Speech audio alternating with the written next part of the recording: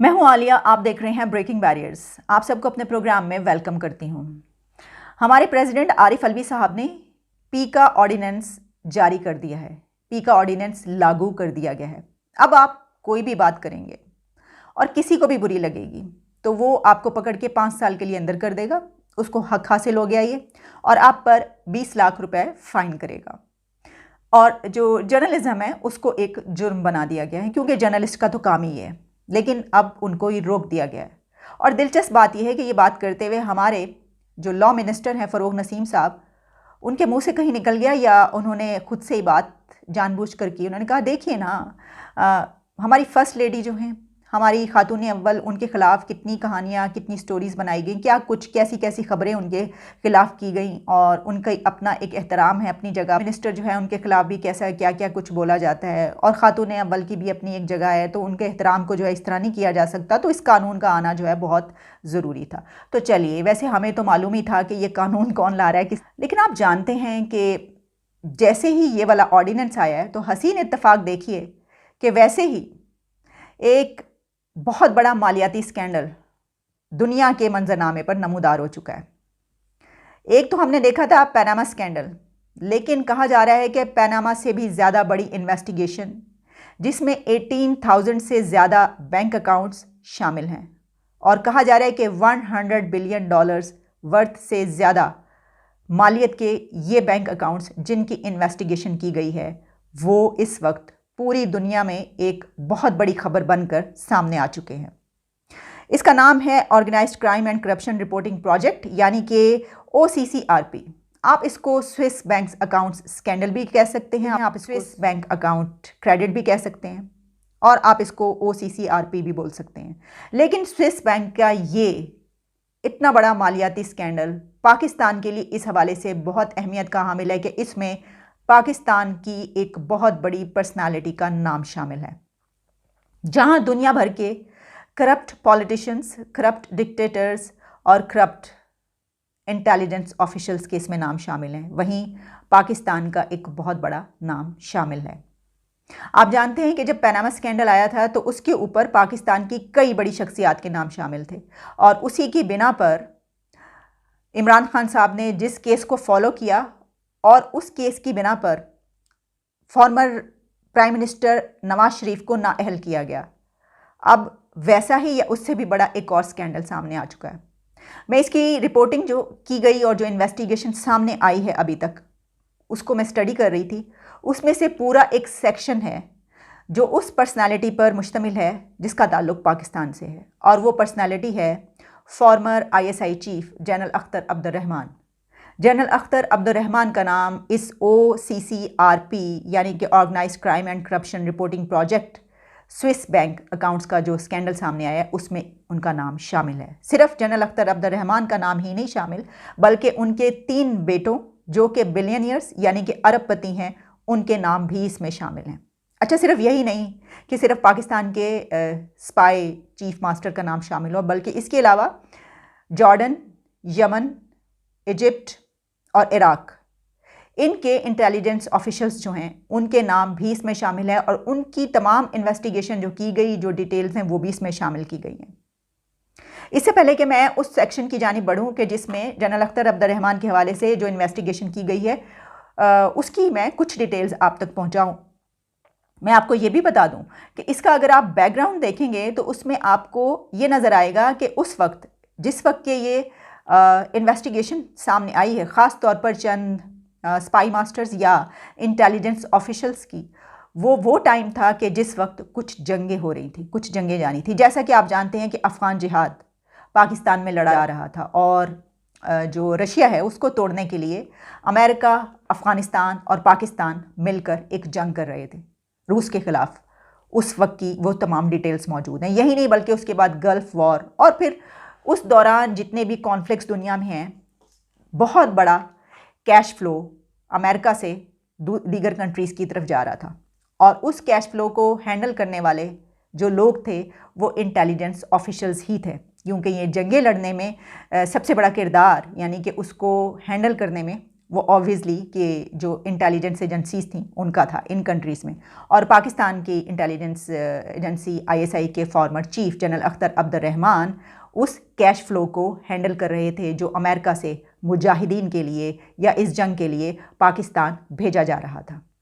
General Akhtar Abdurrahman के accounts की investigation पर मुश्तमिल जो सेक्शन इसमें मौजूद है, जो कि मैंने पढ़ा इस रिपोर्ट में, उसका नाम है Akhtar Abdurrahman and secret cash flow. इसमें ये बताया गया है, इसमें ये लिखा गया है कि अख्तर अब्दुर्रहमान का अपना एक अकाउंट जो कि स्विस बैंक में मौजूद था, बल्कि 1980s 85 के नज़दीक उन्होंने अपने बेटों के अकाउंट्स भी वहाँ पर खोले। और ये वो टाइम था कि जिस वक्त अमेरिका से एक बड़ा कैश फ्लो मुजाहिदीन के नाम पर, अफ़गान जिहाद के नाम पर पाकिस्तान की तरफ जा रहा था। और उसी दौरान फिर जब इन्वेस्टिगेशन की गई तो ये पता चला कि इन अकाउंट्स जो कि अख्तर अब्दुर्रहमान या उनके बेटों के नाम पर खोले गए, उनके अकाउंट्स में जो डॉलर्स है उसकी तादाद बहुत ज़्यादा बढ़ती गई। ये कैश फ्लो वो है कि जो अफ़गान जिहाद यानी रशिया के ख़िलाफ़ जो एक जिहाद लड़ा जा रहा था जिसमें अफ़गानिस्तान, पाकिस्तान और अमेरिका शामिल थे, उसमें अमेरिका की तरफ से जो कैश फ्लो पाकिस्तान की तरफ जारी था उसको किस तरीके से इस्तेमाल किया गया, कितनी बड़ी तादाद में वो बजट था। और उसी दौरान ये कहा गया कि 1985 के नज़दीक अख्तर अब्दुर्रहमान ने अपने बेटों के अकाउंट्स भी स्विस बैंक में खोले और इसमें कुछ अमाउंट्स भी लिखी गई हैं कि कितनी कितनी बड़ी अमाउंट्स उन अकाउंट्स में जाती रही हैं, जिसमें एक जगह पर यह बताया गया है कि तकरीबन $3.7 मिलियन एक दफ़ा जो है वो वाली रकम उस अकाउंट में पाई गई। फिर उसके बाद एक और जगह पर लिखा गया कि 9.2 मिलियन जो है एट द टाइम, यानी एक टाइम पर $9.2 मिलियन, और फिर $9 मिलियन मुख्तलिफ औकात में बड़ी बिग अमाउंट्स इन अकाउंट्स में जाती रहीं, इनमें ऐड होती रहीं और उस कैश फ्लो में इजाफा होता रहा जो इन अकाउंट्स में जा रहा था, जो कि अख्तर अब्दुर्रहमान और उनके बेटों के थे। और ये वही टाइम था कि जिस वक्त प्रेसिडेंट रेगन ये कह रहे थे, अपना कंसर्न शो कर रहे थे कि हम पैसा मुजाहिदीन को भेजते हैं तो आखिर ये पैसा जा कहाँ रहा है, ये कैश फ्लो कहाँ जा रहा है, ये इसके अंदर लिखा गया है। मैं आपको जितनी भी इस वक्त रिपोर्ट बता रही हूँ, इसमें मैंने इस इन्वेस्टिगेशन में जितना मैं पढ़ सकी वो मैं आपके सामने रख रही हूँ, क्योंकि ये बहुत एक लेंथी डॉक्यूमेंट है, बहुत ज़ख़ीम डॉक्यूमेंट है, इसको पढ़ने में बहुत टाइम लगेगा, जिसमें 18,000 से ज़्यादा बैंक अकाउंट्स हैं और जिसमें $100 बिलियन से ज़्यादा वर्थ की ये मालियत है और जिसमें दुनिया की बिग पर्सनालिटीज़ के बेशुमार ऐसे अकाउंट्स हैं। वो सब जो हैं वो आप इस तरीके से इतने कम टाइम में नहीं पढ़ सकते, लेकिन ऑब्वियसली कि हमारा ज़्यादा कंसर्न जो है वो इसी से है। ये तमाम चीज़ें जब सामने आ रही हैं तो हम इस पे बात कर सकते हैं कि देखिए कई मरतबा ये सवालात उठाए गए, कई मरतबा ये बात की गई कि देखिए जो अफ़गान जिहाद लड़ा गया उसमें जो है वो अमेरिका बहुत ज़्यादा ब्लेम भी करता है डबल गेम करने का, कि जी डबल गेम कर गए हमारे साथ। मुशर्रफ पर भी ये इल्ज़ाम आता रहा डबल गेम कर गए, लेकिन मैं ये समझती हूँ कि ये तो अमेरिका के कंसर्न है। अमेरिका अगर इसको इस तरीके से देखे कि जो यहाँ पर जिहाद लड़ा गया उसके नतीजे में पाकिस्तान का क्या हाल हुआ, पाकिस्तान की जनरेशन्स अब तक क्या भुगत रही हैं और कितना नुकसान हमारा हुआ, हमारा अपना हुआ, तो इस पे तो शायद वो नज़र ही ना डाल सके। इसकी वजह यह है कि अमेरिका का ये हेडेक नहीं है, अमेरिका का ये सरदर्द नहीं है, ये तो हमारा सरदर्द था।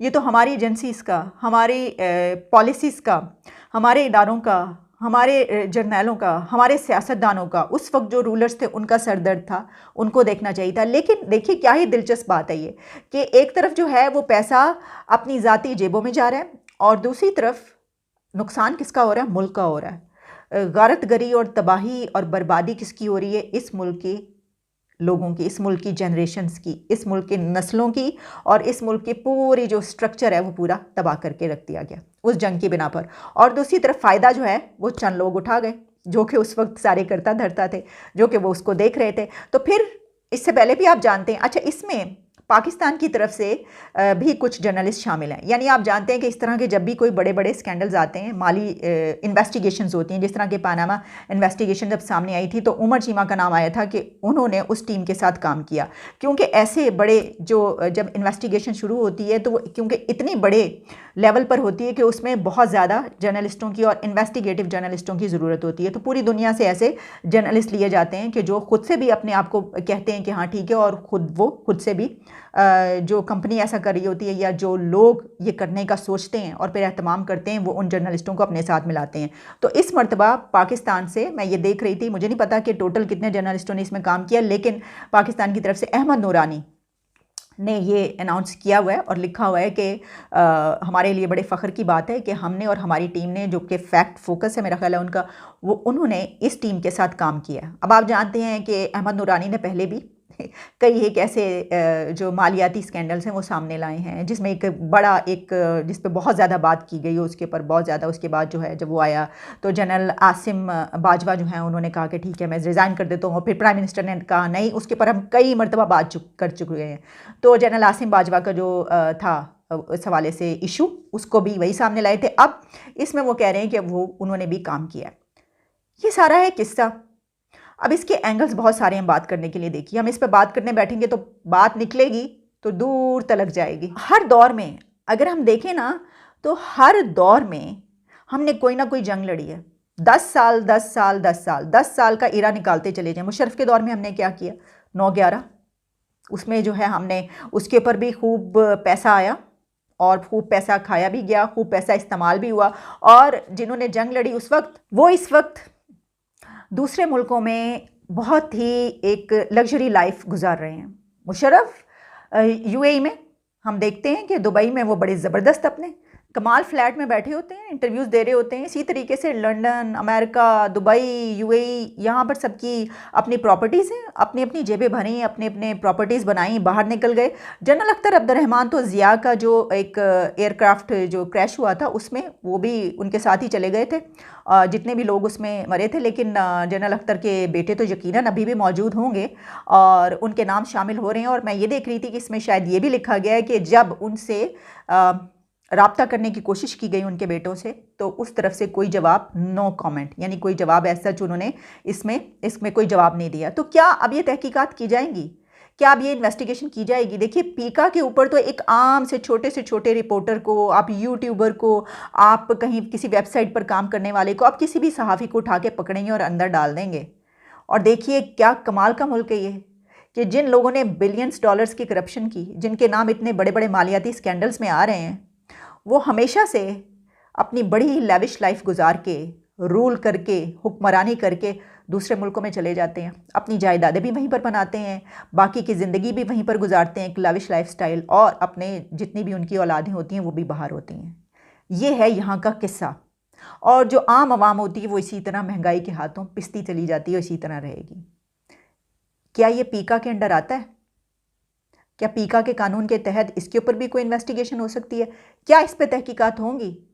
और अगर तहकीकात होंगी तो क्या जिस तरह मैंने कहा कि जनरल अख्तर अब्दुर्रहमान तो चले गए, लेकिन तहकीकात हों और उनका नाम भी सामने आए, और फिर उनके जो बेटे या फिर जिसका नाम इसमें आ रहा है शामिल, या इसमें अगर किसी और के पाकिस्तानी का नाम भी शामिल आ रहा है, उसके खिलाफ आपके ख्याल में कुछ होगा?